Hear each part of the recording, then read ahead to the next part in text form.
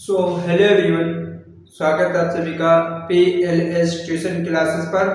तो साथियों, कैसे आप सभी? आई होप कि बहुत अच्छे होंगे, अच्छे से स्टडी कर रहे होंगे।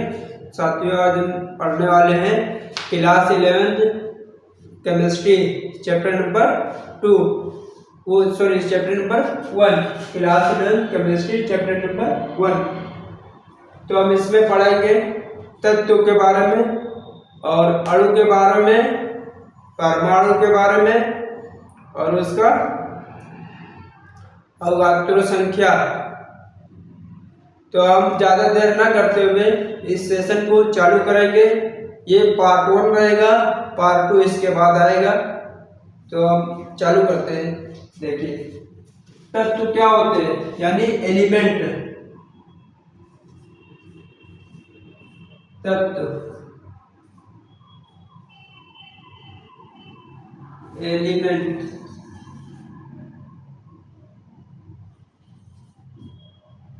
एलिमेंट क्या होता है बताओ सभी। एलिमेंट जब भी बहुत सारे परमाणु एक जैसे शुद्ध जब भी बहुत सारे परमाणु एक साथ शुद्ध अवस्था में दिखाई दे तो उसे तत्व कहते हैं। क्या? जब भी बहुत सारे परमाणु एक साथ शुद्ध अवस्था में दिखाई दे उसे ही तत्व कहते हैं। तो आइए लिखते हैं इसकी परिभाषा। जब भी बहुत सारे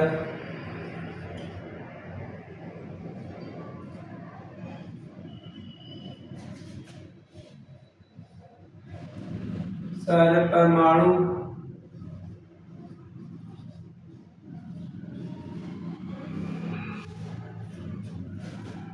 एक साथ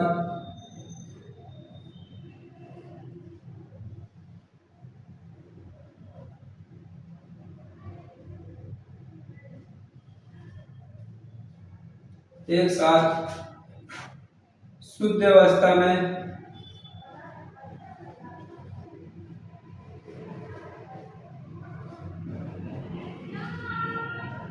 हमें दिखाई दे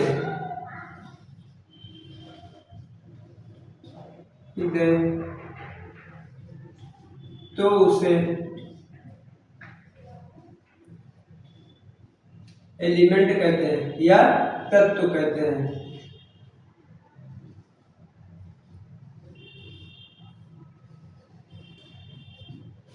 समझा क्या?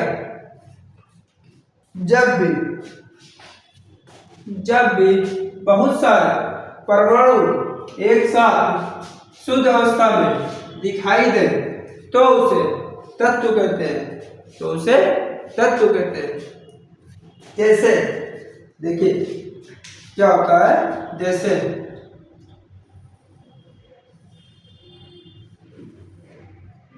ये एक कंटेनर है, ठीक है। इस कंटेनर के अंदर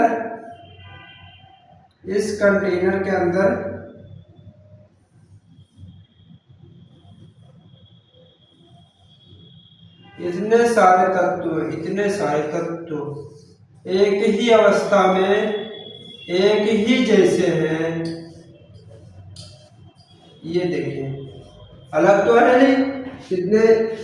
जितने परमाणु या तत्व है, एटम है,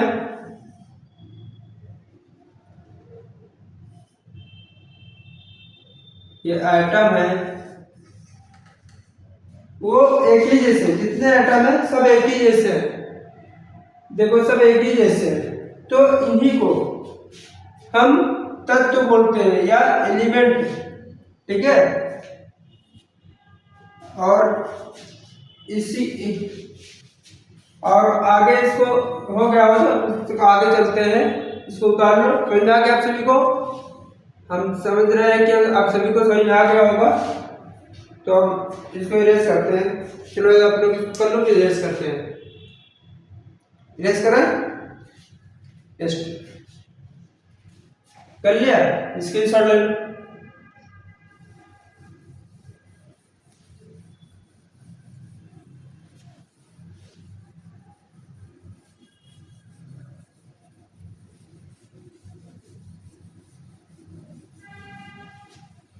क्या तुम्हें पता है कि अणु क्या होता है? क्या तुम्हें पता है कि अणु क्या होता है? आइए हम बताते हैं अणु क्या होता है।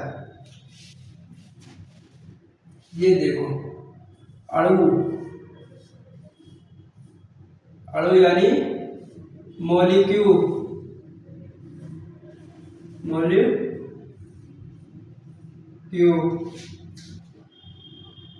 मॉलिक्यूल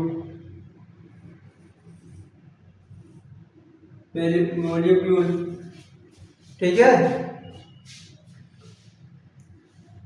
इसको एक मिनट स्पेलिंग इसकी गलत है।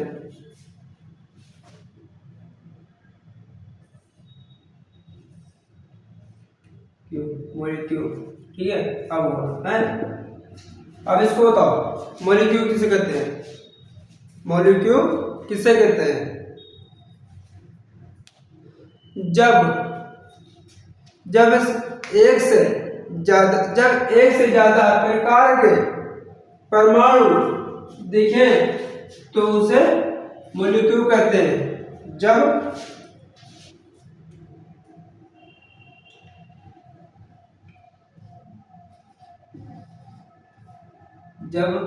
एक से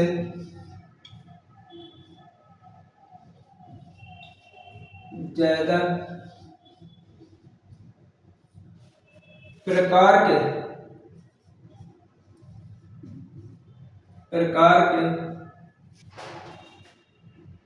एक से ज्यादा प्रकार के परमाणु या एटम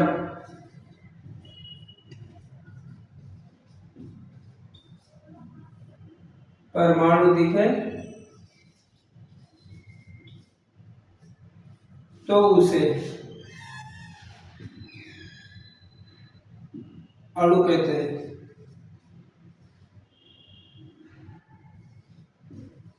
अणु कहते हैं,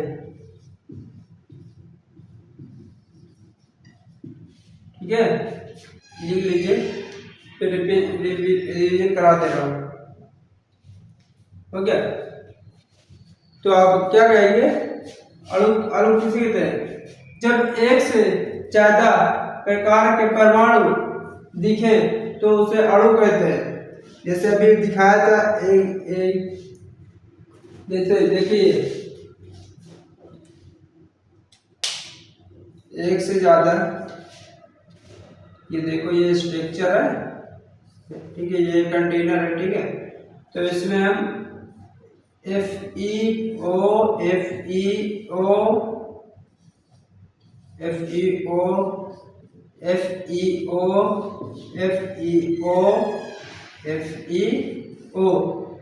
ये देखो, जब एक से ज्यादा प्रकार के परमाणु दिखे तो उसे अणु कहते हैं। इसी को अणु कहते हैं, ठीक है, इसी को अणु कहते हैं। हो गया? समझ आ गया? समझ में आ गया होगा। तो इसको मिरज करते हैं कि ज्यादा समय है नहीं, चलो मिरज करते हैं।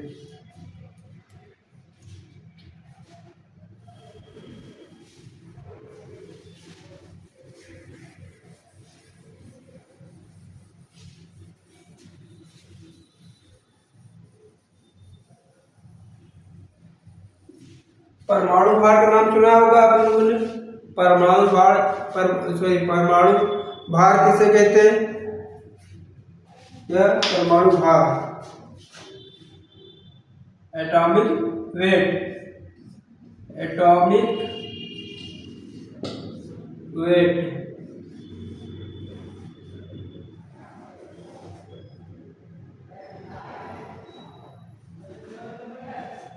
एटॉमिक वेट, परमाणु भार।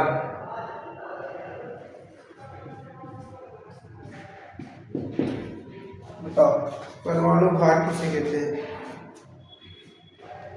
परमाणु भार किसे कहते हैं? बताओ जल्दी से इसको।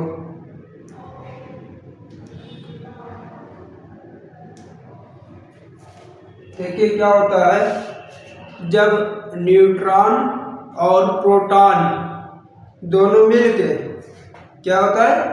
जब न्यूट्रॉन और प्रोटॉन की संख्या को न्यूट्रॉन प्रोटॉन की संख्या को ही परमाणु भार कहते हैं। क्या कहते हैं?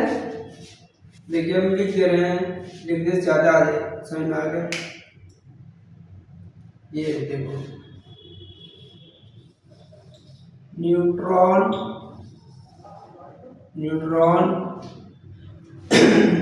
प्रोटॉन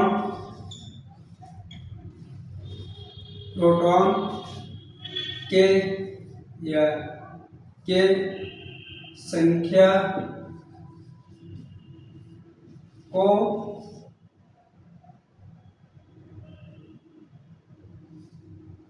को ही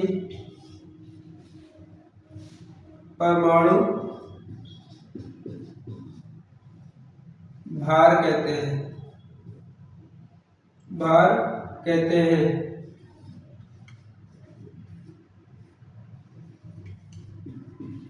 हो गया? देखो फिर सुनो, न्यूट्रॉन प्रोटॉन की संख्या को ही परमाणु भार कहते हैं।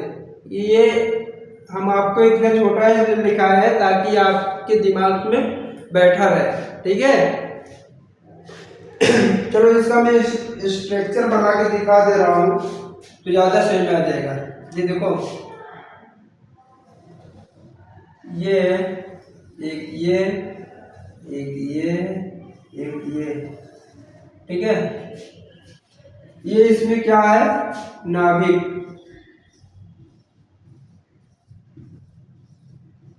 ये नाभिक,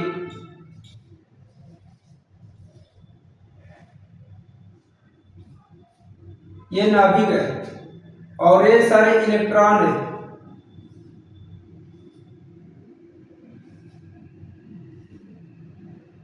ये इलेक्ट्रॉन है, ये इलेक्ट्रॉन है, ठीक है? अब क्या होता है कि नाभिक के अंदर प्रोटॉन पाया जाता है, प्रोटॉन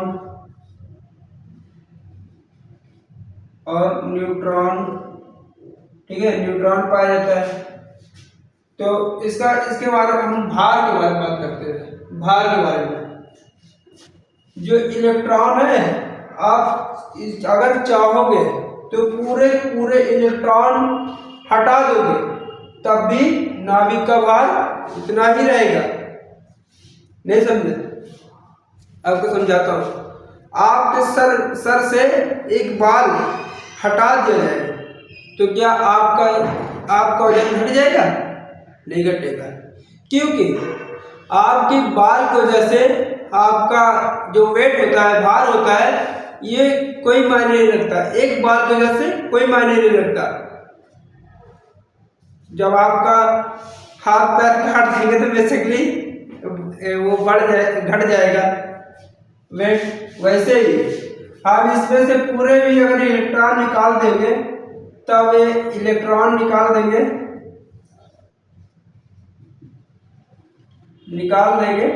तब भी ये उसका भार उतना ही रहेगा, बदलेगा नहीं। सही है? तो अब इसको लिखो और इसको बना भी लो, अगर बनाना चाहो तो लिखो, फिर इसको मिरस करते हैं। लिख लो सब लोग, लिखो। फिर एक क्वेश्चन बता रहा मैं। क्वेश्चन क्या है कि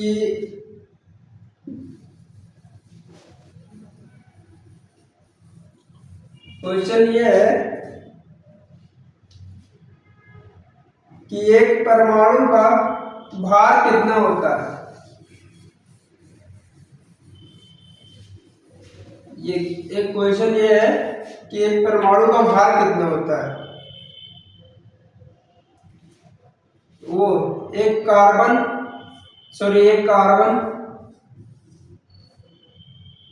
परमाणु का भार, कार्बन परमाणु का भार कितना होता है? ठीक है, बताओ उत्तर बताओ। एक कार्बन परमाणु का भार कितना होता है?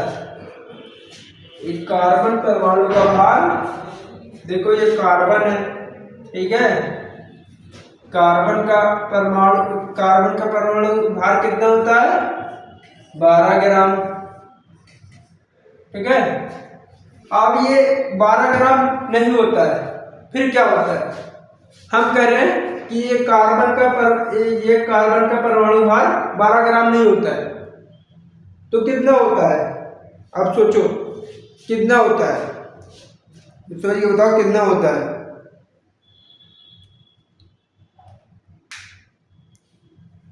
हम बता रहे हैं एक कार्बन जो होता है ना, बहुत छोटा होता है, बहुत छोटा होता है, इतना छोटा होता है कि वो दिखता भी नहीं है, तो कैसे वो 12 ग्राम हो जाएगा?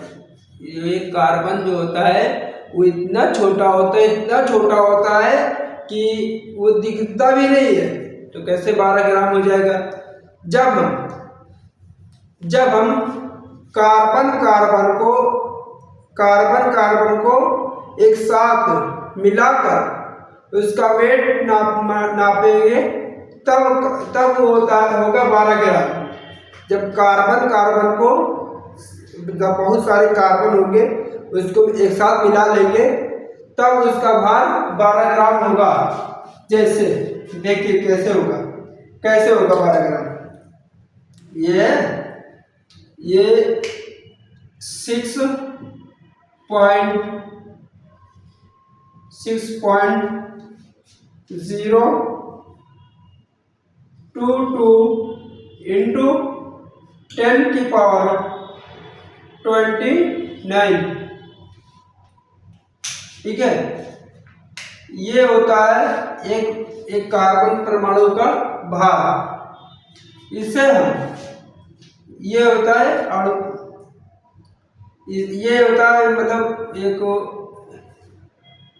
मोल, इसे हम मोल भी कहते हैं, मोल, ठीक है। और इसे हम अवगाद्रो संख्या भी कहते हैं, अवगाद्रो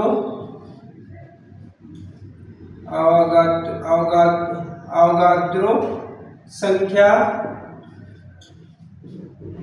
भी कहते हैं।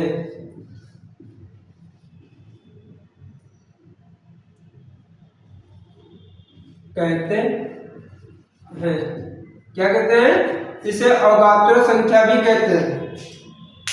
ये होता है एक कार्बन का भार, यही होता है एक कार्बन का भार। ये कार्बन का भार होता है, इसको लिखो। अब हम आपको इसे एक मोल भी कहते हैं, ध्यान दीजिएगा, इसे एक मोल भी कहते हैं। अब आगे ध्यान दीजिएगा,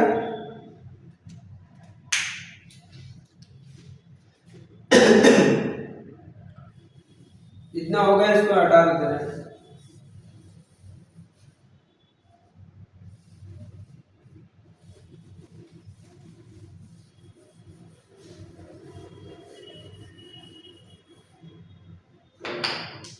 एक मोल किसे कहते हैं?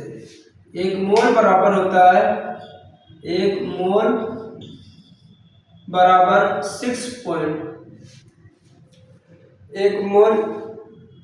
एक मोल कार्बन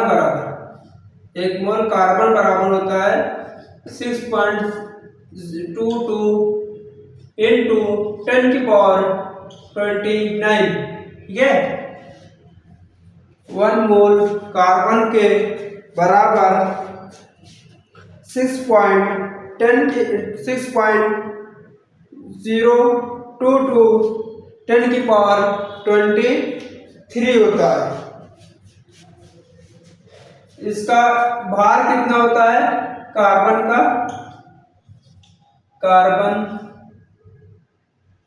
का भार यानी मास, भार होता है 12 ग्राम, ठीक है। अब 1 मोल एक मोल सोडियम का भार कितना होता है? 1 मोल सोडियम बराबर 6.022 इंटू 10⁻23। ठीक है, 1 मोल सोडियम बराबर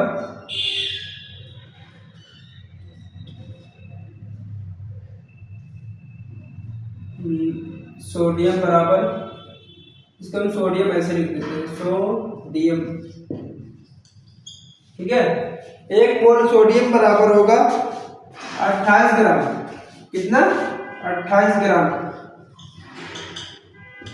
ठीक है, 1 मोल सोडियम बराबर 28 मोल होता है। ठीक है, 1 मोल सोडियम बराबर 23 मोल होता है। 23 क्षमा करिएगा, 23 मोल होता है। और कॉन्फिडेंस से बोल गए, 23 मोल होता है। और 1 मोल कैल्शियम का मान कितना होता है?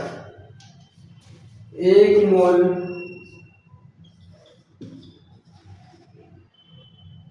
कैल्शियम बराबर 1 मोल कैल्शियम बराबर, अब आप लोग बताइए 1 मोल कैल्शियम बराबर कितना होगा? 1 मोल कैल्शियम बराबर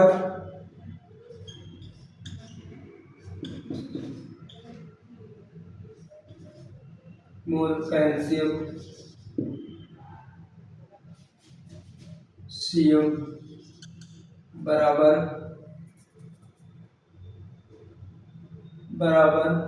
1 मोल कैल्शियम बराबर 40 ग्राम। क्या होता है? 1 मोल कैल्शियम बराबर 40 ग्राम। ठीक है, तो आप सभी से ये उम्मीद करते हैं कि अगर आज के बाद कोई पूछेगा कि एक कार्बन बराबर कितने परमाणु, एक कार्बन, तो क्या प्रश्न था? एक परमाणु का भार कितना होता है? आप लोग बता दोगे, हमें पता है। आप आज से कोई पूछेगा तो एक कार्बन का भार कितना होता है, तो आप लोग बता दोगे। एक कार्बन का भार 12 तो होता ही है, ऑब्वियसली 12 होता है, लेकिन कैसे होता है? 12 इस तरह होता है, 6.022 इंटू 10⁻23। क्योंकि वो कार्बन छोटा होता है, उसको मिला करके बनाना पड़ता है, तब वो 12 ग्राम होता है। ठीक है, तो आगे चलते हैं। इसको लिख लो, लिख लिया? लिखो इसको, फिर हम मिटा दें।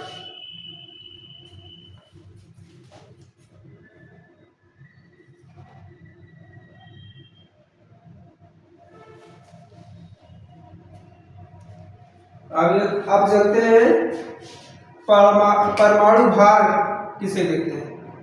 6.022 इंटू 10⁻23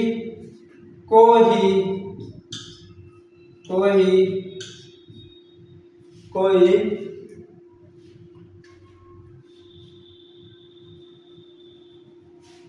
सिक्स पॉइंट 6.022 इंटू 10⁻23 परमाणु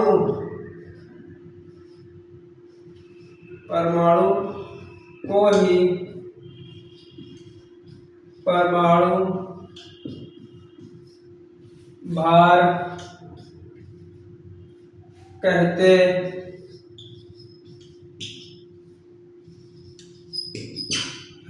ठीक है, 6.022 इंटू 10⁻23 को ही परमाणु भार कहते हैं। देखिए लिख लो इसे, फिर हम मिटा रहे हैं और इसके बाद यही सेशन को अपना समाप्त करते हैं। बाय। हमें लगता है सेशन को समाप्त कर रहे हैं। ठीक है, बाय।